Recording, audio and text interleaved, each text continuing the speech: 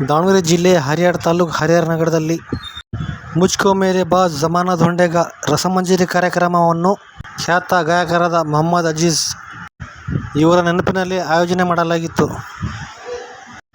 ಈ ಕಾರ್ಯಕ್ರಮ ನಗರದ ಪ್ಯಾರಡೈಸ್ ಕಲ್ಯಾಣ ಮಂಟಪದಲ್ಲಿ ಜರುಗಿತು. ಜಿಲ್ಲೆಯಿಂದ ಖ್ಯಾತ ಗಾಯಕರು ಈ ಕಾರ್ಯಕ್ರಮದಲ್ಲಿ ಭಾಗವಹಿಸಿದ್ದರು.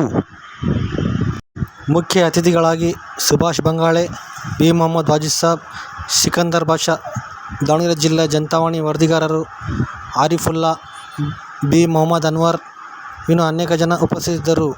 ಈ ಕಾರ್ಯಕ್ರಮದ ಆಯೋಜಕರಾದ ಬಿ. ಮೊಹಮ್ಮದ್ ಇಮ್ತಿಯಾಜ್, ಫೈರೋಜ್ ಖಾನ್, ಫಯಾಜ್ ಅಹಮದ್, ಇಮ್ರಾನ್, ಚಮನ್ ಶರೀಫ್ ಉಪಸ್ಥಿತರಿದ್ದರು. ಈ ರಸಮಂಜರಿ ಕಾರ್ಯಕ್ರಮ ವೀಕ್ಷಿಸಲು ಹೆಚ್ಚಿನ ಸಂಖ್ಯೆಯಲ್ಲಿ ಜನ ಆಗಮಿಸಿದರು.